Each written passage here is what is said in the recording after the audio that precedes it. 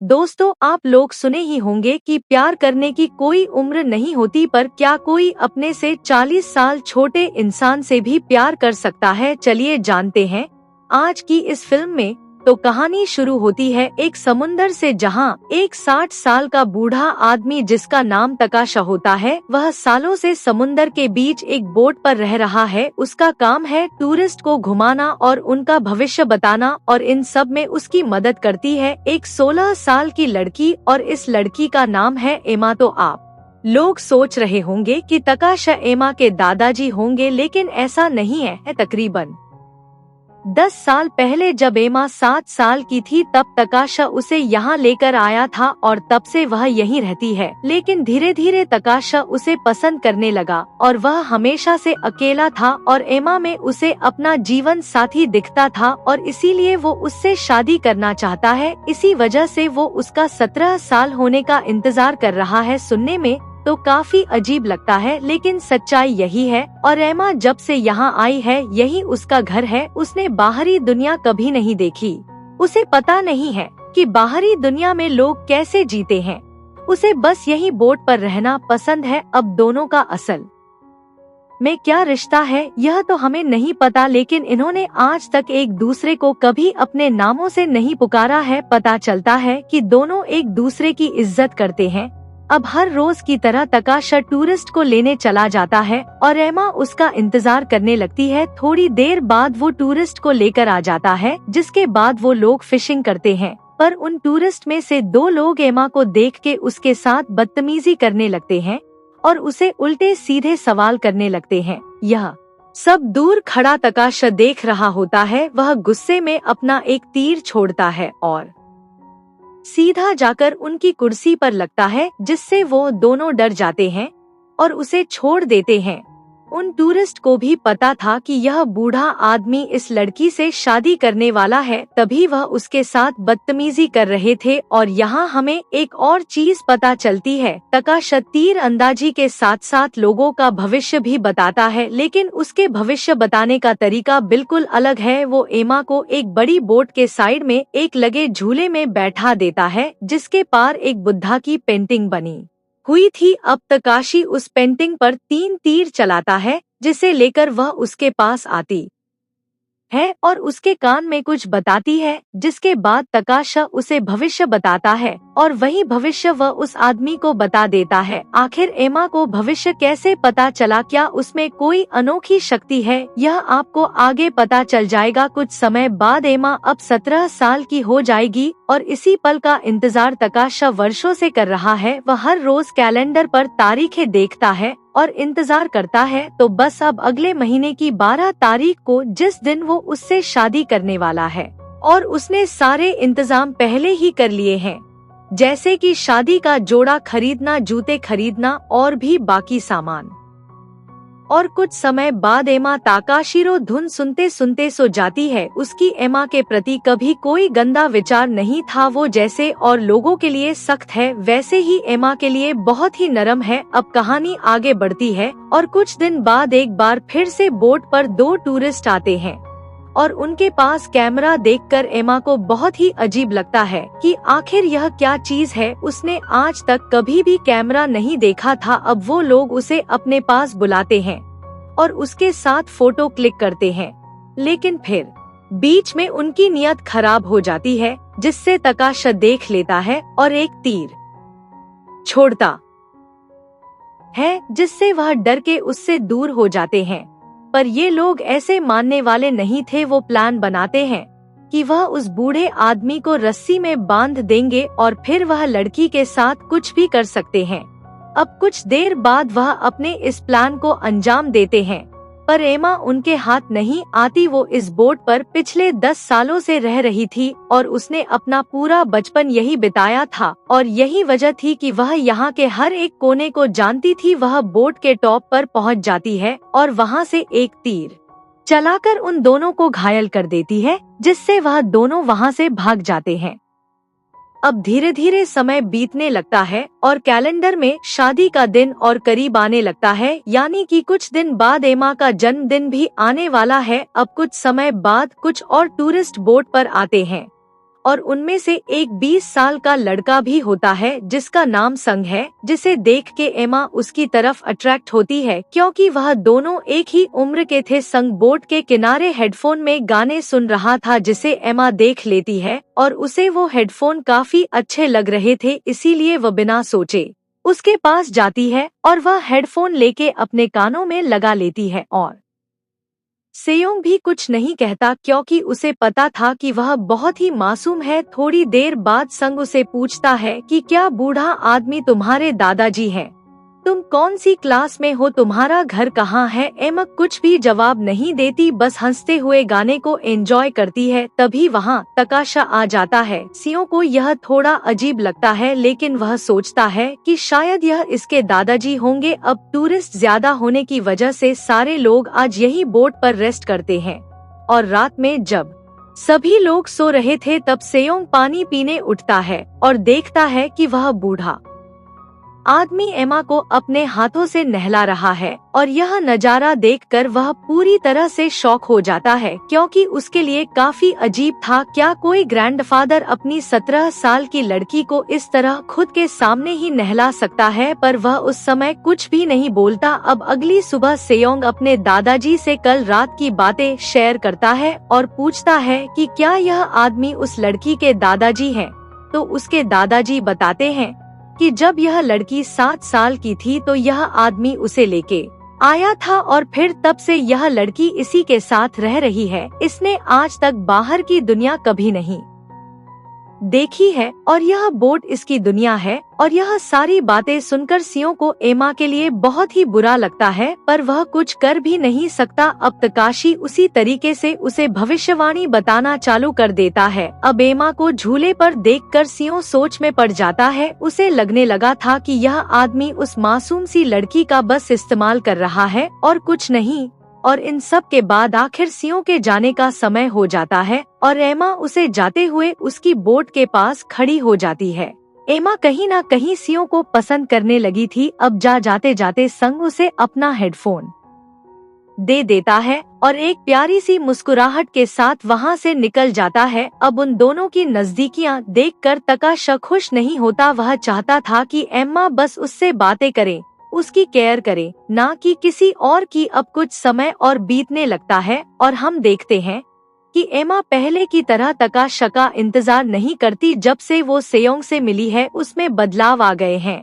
पहले जब तकाशा बोट से वापस आता था तो वह भागते हुए उसके पास आती थी, लेकिन अब वह ऐसा नहीं करती। वो एक कॉर्नर पर बैठकर उस लड़के के दिए हुए हेडफोन से गाने सुन रही होती है, जिसे देख के वो बूढ़ा आदमी बहुत गुस्से में आ जाता है और उसे हेडफोन को छीन के अपने पास रख लेता है। तकाशा की हरकत एमा को बिल्कुल भी पसंद नहीं आती। अब एक दिन तकाशा अपने साथ एक टूरिस्ट लेक आता है फिशिंग कराने के लिए, तो वह बाजार से एक नेकलेस भी लाया था ताकि वह एमा को मना सके, लेकिन जब वो उसे पहना है तो वह उसे उतार कर फेंक देती है और जानबूझ के जाके उस टूरिस्ट के पास बैठ जाती है। यह देखकर वो टूरिस्ट भी उसका फायदा उठाने लगता है, पर तभी वहाँ तकाशा आता है और उस टूरिस्ट को भगा देता है। लेकिन एमा अभी भी उससे नाराज थी। वो चुपचाप जाके सो जाती है। अब जब रात में वह आदमी उसे नहलाने की कोशिश करता है तो वह उसे अपने आप को टच करने नहीं देती और कुछ इस तरह से वह खुद के गुस्से को जाहिर कर रही थी, जो तकाशा अच्छे से समझ रहा था। इसलिए अब वह कैलेंडर में बचे हुए दिनों को क्रॉस करने लगता है और उसे अब अगले महीने की 12 तारीख का इंतजार नहीं है। वह जितना जल्दी हो सके उससे शादी करना चाहता है क्योंकि उसके बाद एमा के ऊपर उसका पूरा हक होगा। अब इसी तरह से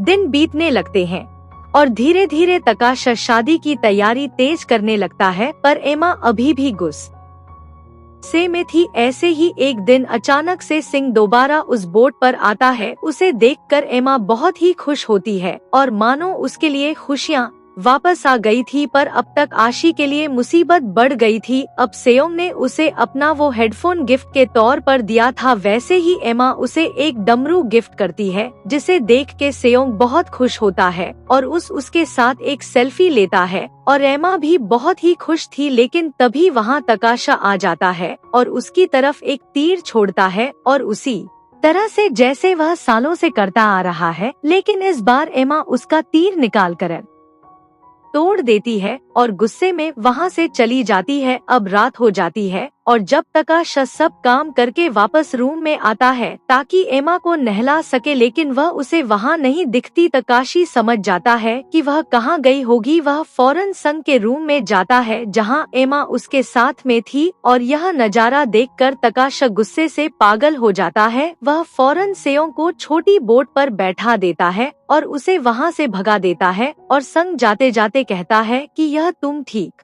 नहीं कर रहे हो। तुमने इस मासूम सी लड़की को इतने सालों से उसके माँ बाप से, उसके घर वालों से दूर रखा हुआ है। तुमने उसके माँ बाप के बारे में जरा भी नहीं सोचा उनमें क्या बीत रही होगी। लेकिन अब ऐसा नहीं होगा। मैं इस लड़की को यहाँ से लेकर जाऊंगा और उसके पेरेंट्स को भी खोजूं। ये सारी बातें सुनकर तकाशा थोड़ा घबरा जाता है क्योंकि उसके लिए एमा ही उसकी जिंदगी थी। अगर एमा यहाँ से चली गई तो उसका क्या होगा। लेकिन अब एमा भी बदल चुकी थी, उसे भी अब दुनिया देखनी थी। उसे लगने लगा था कि तकाशा ने उसे कैद करके यहाँ रखा हुआ है और इसी वजह से एक दिन वह खुद बोट लेकर वहाँ से भागने की कोशिश करती है। लेकिन उसका यह प्लान कामयाब नहीं होता और उसे तकाशा देख लेता है और जबरदस्ती पकड़कर कमरे पर ले आता है। लेकिन अब उसके लिए चीजें बदल रही थी। जो उसने 10 साल से सोच रखा था उसका सपना अब टूटता नजर आ रहा था। इसीलिए वह फैसला करता है कि वह जल्द से जल्द उससे शादी करेगा ताकि एमा उसे छोड़कर ना जाए। और तकाशा अब शादी का इंतजाम करना शुरू कर देता है। जो बिस्तर 10 साल से उन्हें एक दूसरे से दूर सुलाता था, आज वह उन्हें एक साथ कर देता है। उसने मन ही मन उसे अपना सब कुछ मान लिया था। अब कुछ दिन बाद का समय दिखाया जाता है जहां सेयोंग एक बार फिर से आता है, पर इस बार वह किसी और की बोट से आया था। उसने अपना करा हुआ वादा पूरा किया। वो वहाड़ी एमा को उसकी मिसिंग पोस्टर दिखाता और कहता है कि तुम्हारे माँ बाप तुम्हें ढूंढ रहे हैं। और यह पोस्टर देखकर तकाशा बहुत गुस्सा होता है और उस पेपर को फाड़ देता है और वहाँ से उसे जाने को कहता है। लेकिन सेयोंग उसकी बात नहीं सुनता और वह बार बार एमा को समझाता है कि तुम्हारे माँ बाप तुम्हें 10 सालों से ढूंढ रहे हैं। मुझे पता है कि तुम्हें यह जगह बहुत पसंद है, लेकिन इसके बाहर भी एक दुनिया है। तुम हमेशा यहाँ नहीं रह सकती।